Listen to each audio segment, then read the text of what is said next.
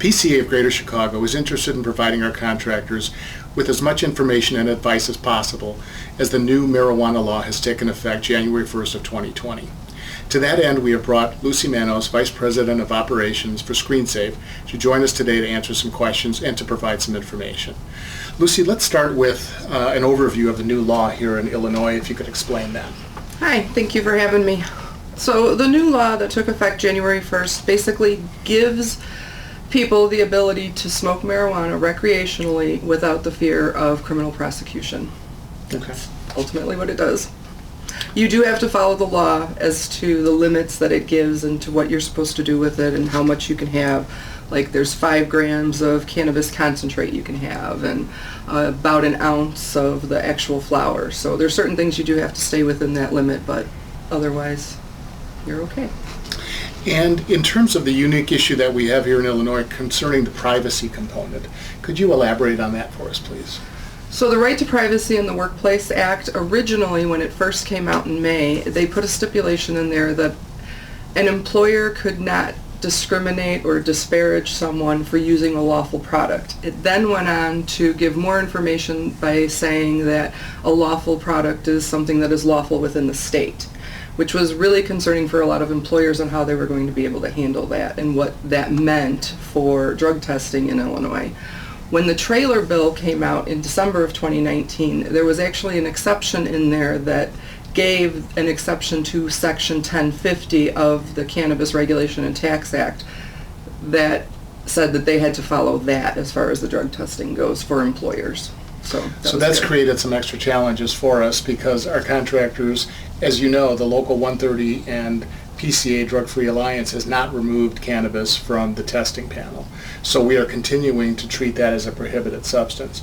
So if you could elaborate, what would you recommend that our contractors do when they're explaining this to their own employees?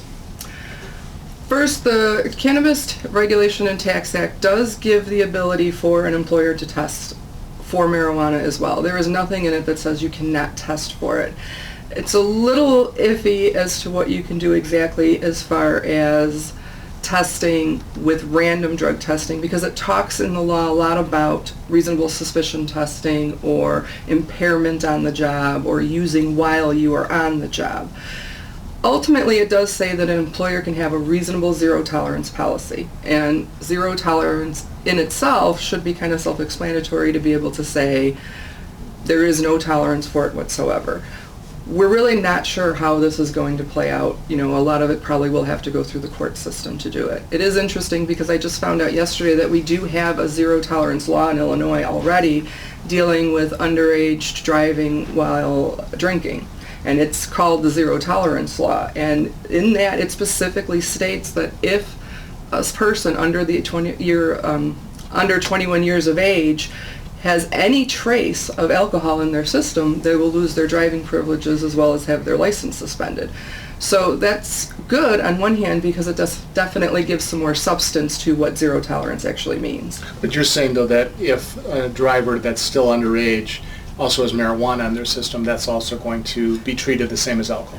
I would assume so. The law doesn't specify that yet, but the law only specifies zero tolerance for alcohol at this point, is that law having to deal with that, which is something different than that. But I just liked being able to say that zero tolerance means this, and it gives it a little more backbone when the Cannabis Regulation and Tax Act says you can have a zero tolerance policy. Now, federally, marijuana is still not a legal substance. How does that play into the law in Illinois? The way the law was created, that federally it's still considered a Schedule I drug, which means there is no medicinal purposes. It cannot be used for anything at a federal level. So any type of federal drug testing will still include marijuana. So DOT testing, anything like that. Federal jobs or federally funded projects, even within the state, can and may still include it. Also, state-funded projects.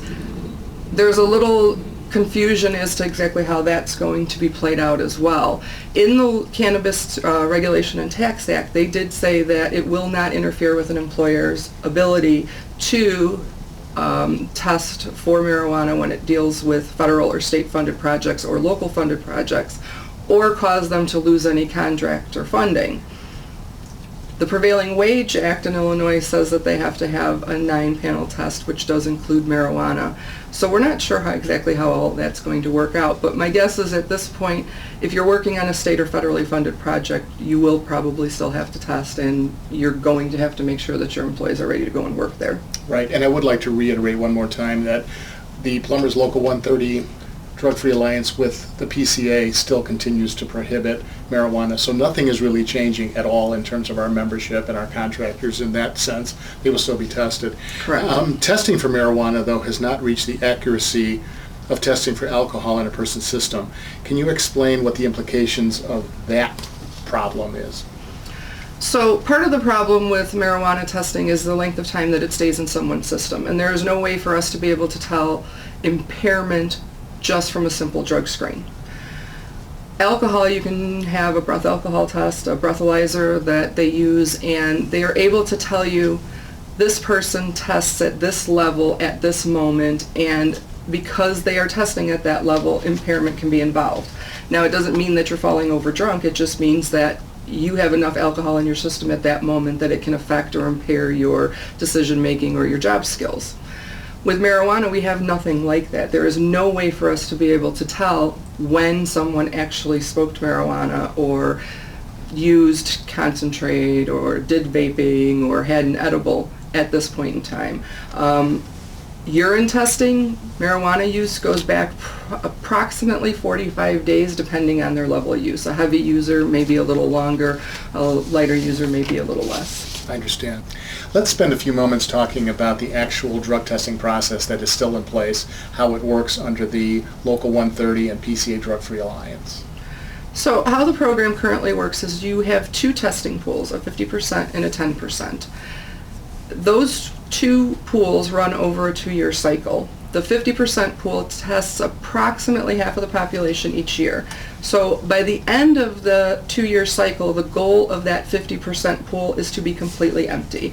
Now, it rarely will actually happen that way, but that is what the goal. So if, let's say, your name comes up for a random test and you are unable to go because you're on vacation, the contractor or employer will let us know that you're on vacation. We're going to put that information into our system. Your name could come up the following week. It could come up 6 months from now. It's just right back into the pool. The next time your name comes up, it's going to be sent out again. If we have 3 times in a row that somebody missed a random test, we're going to call the contractor up and say this person needs to test and they need to go. They're working at your company as an employee and they need to go and get that test done. But the other thing that happens with that is somebody who's on disability, say, we can't remove that person from the pool. So as the pool gets smaller and smaller over those 2 years, the names are going to come out faster and faster. And by the end, you'll be coming out weekly. The last month or so, if you have not tested, the same names are going to be coming out every single week. Now, the 10% pool works a little bit differently. It's 10% of the population each year.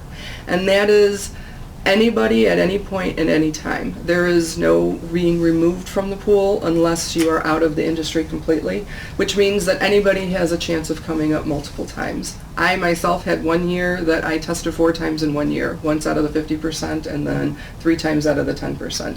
It was my lucky year. I should have played the lotto. But, Right. you know, that's really just how it goes. But on occasion, we'll get calls from people saying, you know, they tested 6 times and things like that. That, I will say, rarely happens. However, I also don't tell them that they haven't tested 6 times, because the reality is if it's site-specific, they may have had to take a drug test. It wasn't for the random portion of the 130 policy, but they very well could have had to test that many times. Right, it doesn't excuse you if it's a requirement to work on a Correct. certain job, and you can't just say, well, you know, I don't have to test on the random mandatory because I just took one last week. Your name Correct. comes up, your name comes up. Exactly. Right. So what constitutes non-compliance in the PCA Local 130 Drug-Free Alliance, and what are the steps once someone has been deemed to be non-compliant? So there's 7 reasons for non-compliance, and you would think as long as I've been doing this I would know them all by heart, but I wanted to make sure I didn't miss any, so I wrote it down. Testing late or not taking your test when you were supposed to test. Testing positive, obviously, that's a big one we always talk about. Substituting another substance or specimen for their own. Providing a diluted specimen for the second time without a valid medical reason. Providing a specimen that has been altered in some way. We've had people try to put bleach in their urine, all sorts of things, anything that you can think of we've had happen over the years.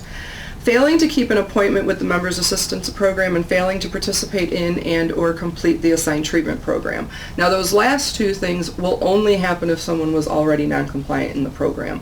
So if they don't go to an appointment, they don't check in with their counselor, or something to that effect, they'll let us know, the Members Assistance Program will let us know that this person is not in compliance with them. Understood. Now, a number of other states have adopted this. Actually, we're, about number 13 or something along those lines for legalized marijuana. Mm-hmm. What implications have you seen in the other states, and what lessons have been learned from those examples? Honestly, for the states that we test in, we haven't had a lot of the same issues because their law is very specific that an employer still has the right to do drug testing. So we didn't have the clarity issue on exactly where an employer stands. And the majority of our testing is done with unions and trades, which are safety sensitive positions, and there was no doubt whatsoever that those could be done. California is one area that we test in. There was never a question because they were able to test for it. They're a safety sensitive job, and that's the end of it. So we didn't have a lot of those issues because we didn't have the questions that we have here. Are there any other final thoughts you have and any questions you wish that contractors would ask you? I think an important thing right now is for employers to make sure that their employees understand where they stand on their drug testing programs, especially because some of your contractors have multiple unions, multiple trades. And it's very possible that different trades or even different unions within the same trade will have a different policy. And they got to make sure that they're following the policies for that individual under that program. I just want to remind our contractors also that all local 130 rank and file members are in the testing pool, along with the staff of the PCA and along with all the union officials, trust fund officials affiliated with local 130.